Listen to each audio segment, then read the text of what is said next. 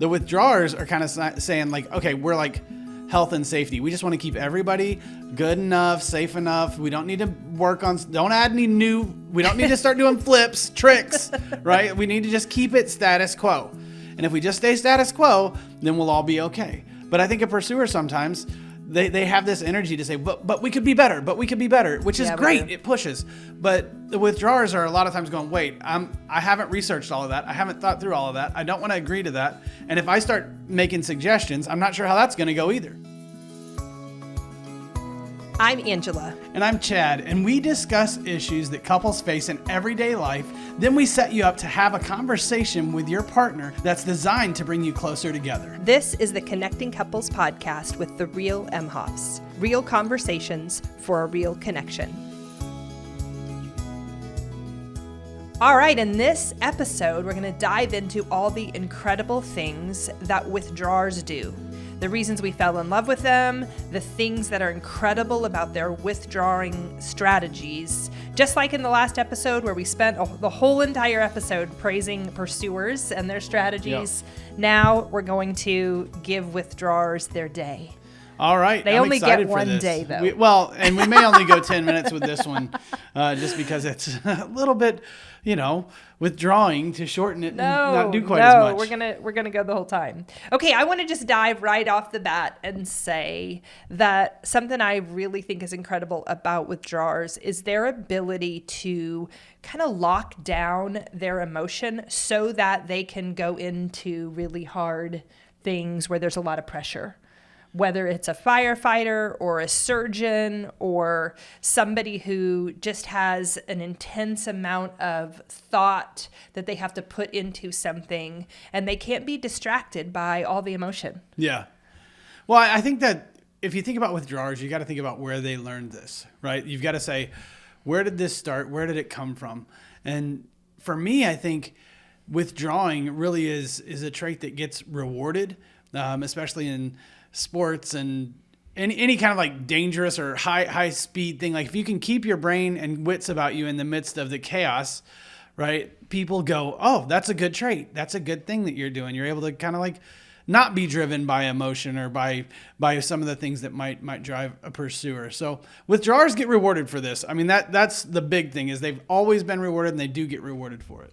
I love the idea even that we can kind of point back to how far into our past these strategies were developed. Yeah. I think about a withdrawer in the development stages and possibly a family of origin or just, a system that taught that withdrawer, don't cry, lock it down, don't show emotion for whatever reason. Yeah. Oftentimes it's because maybe there was something else going on or their emotion got trumped by maybe something else and they didn't get an opportunity to get responded to. But that survival strategy was that they learned how to survive and how to not necessarily feel some of that stuff because it was really hard to feel. That's an incredible strategy to be able to turn off feelings. Yeah, and I think being able to turn it off and not feel and kind of still function or make decisions, kind of get through life, it kind of sucks in some ways. And I'm not trying to go to negative here, but it's like,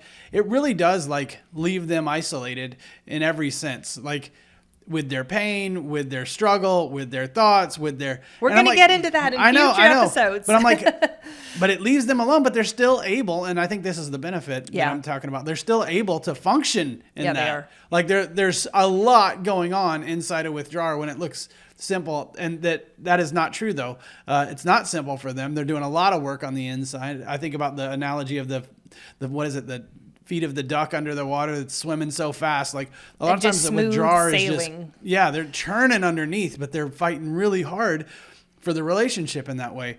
The trick is they get told, or they've been told at times that, hey, if I show a bunch of emotion, or if I escalate, or if I put thoughts out there before I have them fully formed, it's not going to go well. And so they fight really hard against showing or displaying something that isn't completely honest or true. And so it puts them in a really tough spot because how much of life can we validate empirically? it's a really tough thing. I want to just say, here's another point that we're going to make about withdrawers. They are our researchers. Yeah. They have Consumer Reports subscriptions. They are figuring out which one is the best lawnmower, the best truck, the best vacuum cleaner, the best any piece of equipment you're going to buy. Any place you're going to go on a vacation, they are going to, get on the forums and find out all the incredible things about that vacation How destination. do we get out of there? Yeah. And that's something about Chad that is a benefit if we're in a secure and safe, comfortable place where we're not distressed, we're not in a cycle. I love that he brings all the details to the table. And I can go, oh, wow, look at, now we can make a really good decision, a really well-informed decision that we're not going to regret after. Withdrawers really value making sure we're making the right decisions. And that's a huge benefit to have. Sure. They don't want to make the wrong decision, and so they spend extra time making sure that the decision is going to be a good decision, preferably the right decision. Yeah.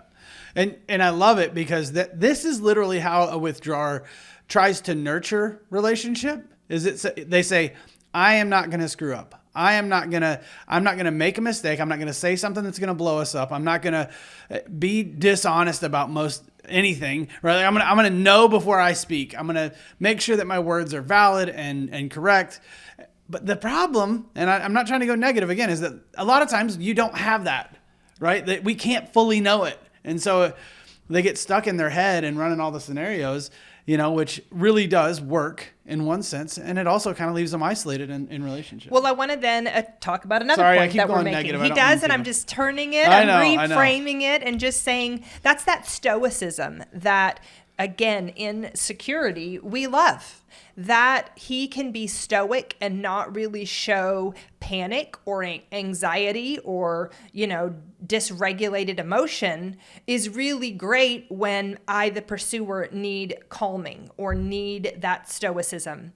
But when we're having a conversation or when I need an answer for him and he is stoically not responding, well, that lights me up just a little bit. But so that's the catch is what we want to do in this episode is really highlight the benefits of the withdrawer that we sometimes can't see because we're in distress, but that we really appreciate when things are going smoothly. And we miss them in those distressing moments. So we're trying to kind of really highlight. And I want to come up with another one. That the idea of balance, I think, is so vital for our relationship, for Chad and I, because there are times when I have escalated emotion, dysregulated emotion, heightened sense of chaos. And when he comes in with that, hey, we're going to be okay. I got this. I'm with you.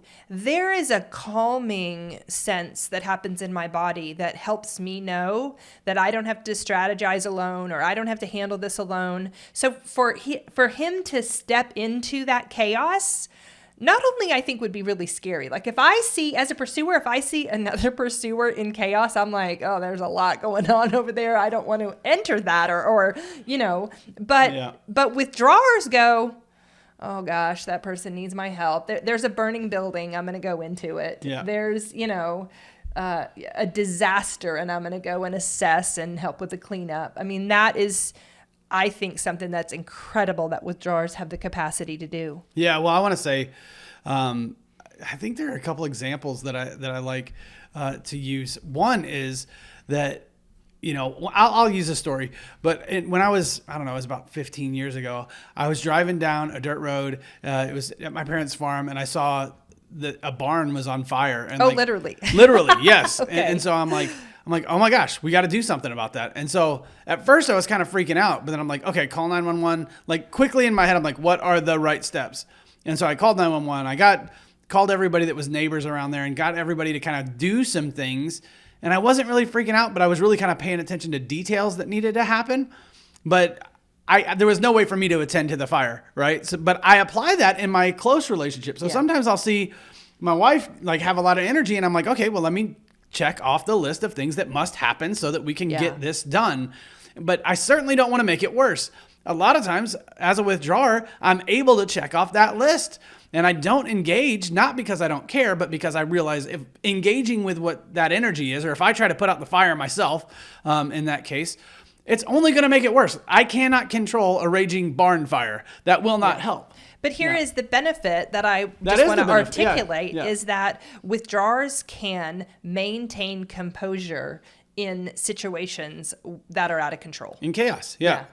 I mean, I'm thinking about another instance where we had to call 911 for somebody to come pick them up. And like everybody else is kind of standing around going, what happens? And I'm like, okay, are you safe? No, let me call 911. Like, it's just like, withdrawers have this like systematic checklist that says, don't let your emotion inform this. Make sure you make the right decision. And I want to just make a point here to say that pursuers tend to have systems. We even talked about that a little bit in our last episode. Those tend to be external systems that we're putting into place for everybody to follow to try to make sure things like barn fires don't happen, right? Okay, but what Chad is referring to is the withdrawers' internal systems that they have in place, almost like a set of internal checklists of every chaotic situation that they could possibly go into. Yeah. And if there isn't one, they quickly make it. Yeah, well, and I think, man, the withdrawer's brain is so like tuned in to not making a wrong decision. And that is really, really useful, especially in the case of like a barn fire or needing to get somebody help and get them in an ambulance, right? That's super important. And so the withdrawer's brain kind of goes, okay, don't screw this up, get it right. It might, but it's methodical in that sense. Yeah. Maybe it is a list, but it's a methodical, okay, this. And it's almost removed from and needs to be from their emotion. If like, let's say the barn fire happens and I sit in my car and cry and watch it, that wouldn't go so well, right? We wouldn't have gotten a lot of there was equipment and other things that needed to get out. So I'm like, by engaging the way I did, I was like, okay, what is the list of things? This is all time sensitive. We must go right now and just do.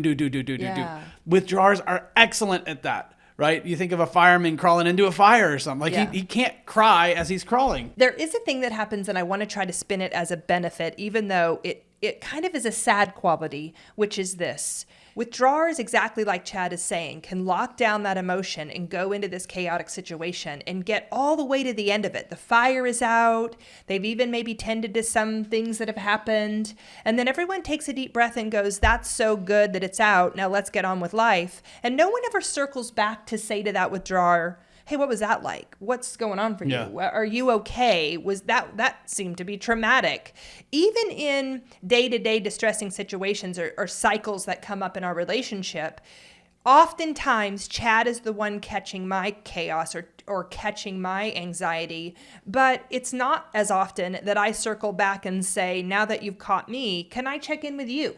There is just this kind of understanding that we don't need to tend to our withdrawers, which I want to say is sad, but also that they're pretty self-reliant is a benefit at times. Yeah. It makes it, for us to pay attention to the fact that now I have to be more intentional because he's not typically going to be the one that says, I need something from you.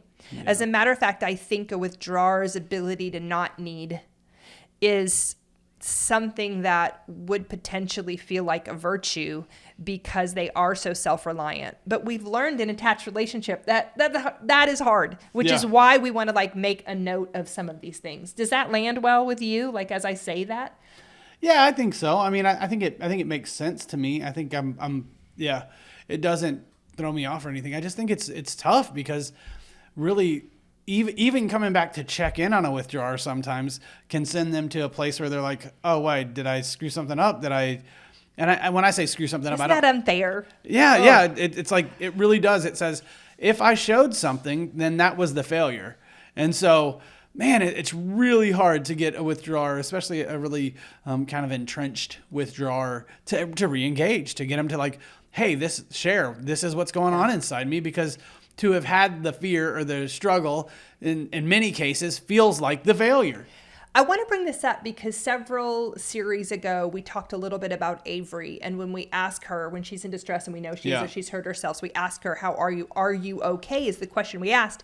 And she is prompted in that moment as though okay is the answer we're looking for. And so she would say, I'm okay. And then the tears would start flowing because she clearly wasn't okay. And we had to change how we worded that question to say, what do you need? Did that hurt? So that we could get a different response from her. And I think about that just now when you're saying that a lot of times, even if a withdrawer took the time to check in and realize they're not okay, which they might not do because there isn't really space for that. If I say to a withdrawer after a whole barn caught on fire and everybody's calmed down and, covered in soot or whatever, and I say, hey, are you okay? A withdrawer is going to be like, the building's not on fire. I'm okay. This is way better than it was. How could I've heard this literally, like, this doesn't compare to what it was. Yeah. So why would I talk about it? So even in a fight, if the fight is resolved because the withdrawer has met, let's say, a pursuer need, and now we're not fighting, it doesn't matter at that point to the withdrawer necessarily that we check in and make sure the withdrawer is okay. It is already better because the pursuer is not stressed out. Well, and that's kind of true. I mean, if we're not in the midst of a fight, I do feel better, right? Like that's not unreasonable. I don't know if that's only a trait for a withdrawer. I don't know either, but I mean, well, let me say it this way. Even if it's unresolved, how about that? Yeah. It's still better for a withdrawer. And I will say, a withdrawer then isn't looking for the next things to point out to work on, where sometimes a pursuer, like we talked about in the last episode, is like, what now do I need to bring attention to so that we can improve that too? Withdrawers are like, woo, we're good. Yeah. Well, you can think of it like maybe two ways. You made me think of a couple of thoughts. But I'm like, all right, so the withdrawers are kind of saying like, okay, we're like health and safety. We just want to keep everybody good enough, safe enough. We don't need to don't add any new, we don't need to start doing flips, tricks, right? We need to just keep it status quo. And if we just stay status quo, then we'll all be okay. But I think a pursuer sometimes, they have this energy to say, but we could be better, which is great. It pushes. But the withdrawers are a lot of times going, wait, I haven't researched all of that. I haven't thought through all of that. I don't want to agree to that. And if I start making suggestions, I'm not sure how that's going to go either. Even as Chad is saying that, here's another quality I want to put on withdrawers. It's like they're the pace car. Yeah. And they set the pace when everyone gets going too fast and everyone needs like to pull into the pit. But they also will scoot over and let everybody run wide open for a while until it's out of hand and they need to come back in and set the pace for us again. Yeah. It's like there is this steadiness with our withdrawers that when we don't have is scarier, is more chaotic, is lonely. We do long for connection. And when that pace car comes in, it's like, okay, everybody take a deep breath, get back in, in a good speed. Now we can go and function at our proper, does that make sense? It makes perfect sense. Yeah. Well, I say that, but like, and I don't want to be negative about any of this. I think that a withdrawer is like the pace car in everyday life. Like, it's like, okay.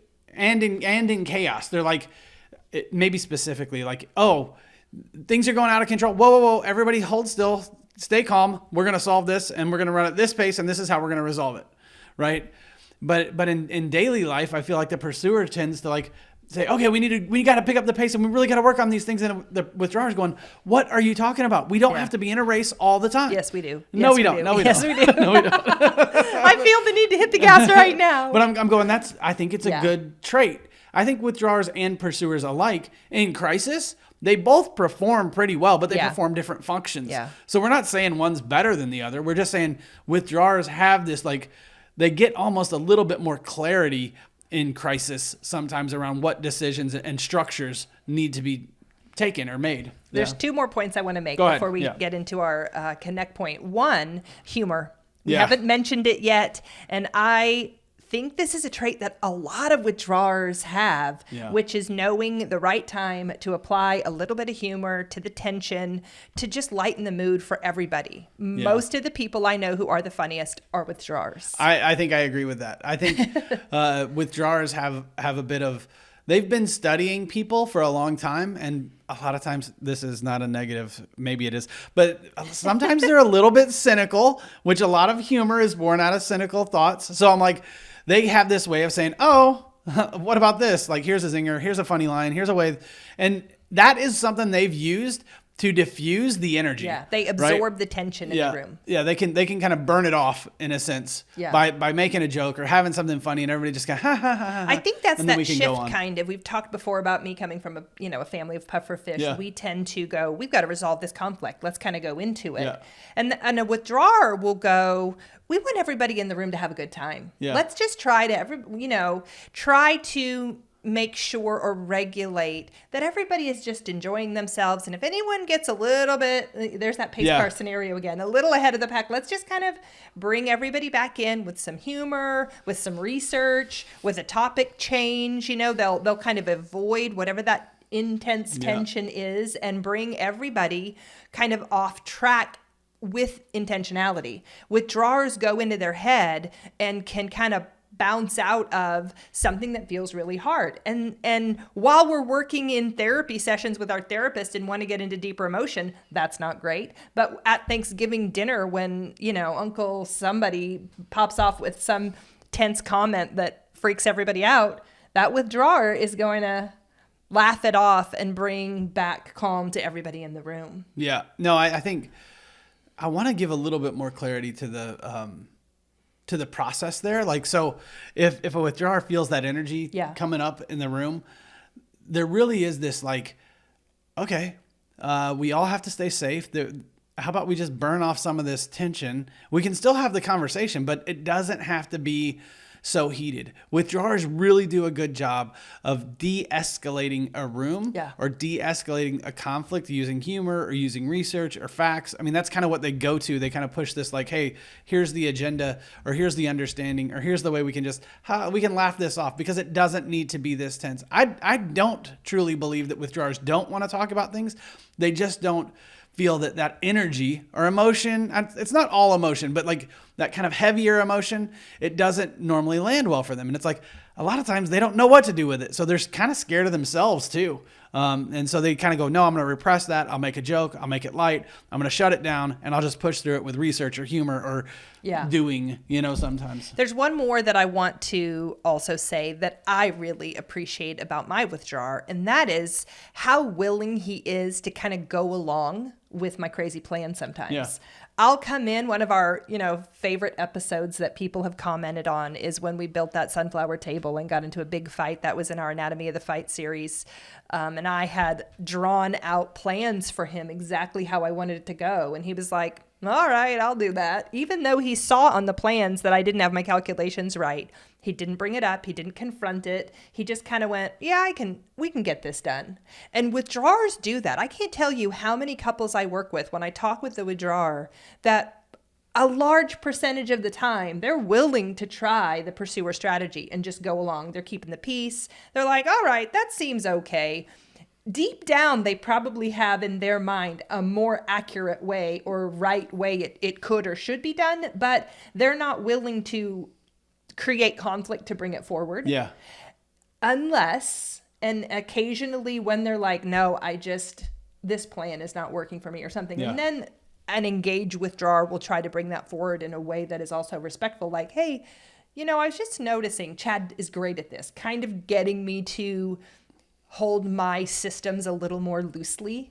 And I love that about him, that he's not just like, this is not a good plan and you're bad at making plans or whatever. He doesn't do that. He's very diplomatic. And that sometimes, people can kind of say is not a great quality if they're using it against him, to say someone's almost like a politician or something like that. But actually, that's actually a really good quality in the right setting. Yeah. Well, I think about the sunflower table. I'm like, how do I say, hey, your geometry's off, and not like literally the geometry of it is off, and not start a fight. Yeah. Because you're like, I've spent all this time, I've done all this work, and you had this picture in your head, and for me to say, hey, it's not going to work that way, it really does cause. It feels weird to cause that kind of tension. And we do, pursuers, have the ideas in our head, and then we draw them out, and we have a plan, and we put it all into place. And so it is hard for us to take in. If a withdrawer goes, I see a fault in your plan, pursuers have a hard time taking that in. Yeah. And we don't often say, hey, before I land on this final draft of my plan, would you just assess it and give me some input? We tend to miss that step. Does that happen somewhere? And with drawers, just go along. They really do go along. So I feel like we've done a great job of honoring a lot of ways. I'm sure there's more, but we're running out of time. So let's get into our connect point. The Connect Point is designed to help you have a different conversation about how you experience your relationship. Small adjustments lead to big change over time. Take some time to practice with us now. So in this Connect Point, we're going to have both partners share one good thing about the withdrawing strategy and have a little conversation about what maybe the good aspects of withdrawing could be. So withdrawers go, hey, that is something that I recognize about me that I think is a benefit. And pursuers go, hey, I just heard that, and you know what? That's something about you, and I really like it. And just take a moment to appreciate your withdrawers. And now it's time for you to go connect with your partner. Thanks so much for listening to us. If you've enjoyed this podcast, one of the best things you can do for us is to share it with another couple that you think could benefit from it. You can rate us and give us a review on your listening platform, and you can follow us on our Facebook page, The Real Imhoffs. If you want to support our nonprofit that makes resources available for couples, you can check out the Ways to Give tab on our website, therealimhoffs.com. We love to hear from our listeners, so feel free to message or email us with ideas you might like us to talk about, or the ways that our Connect Point conversations are impacting your relationship. Thanks again.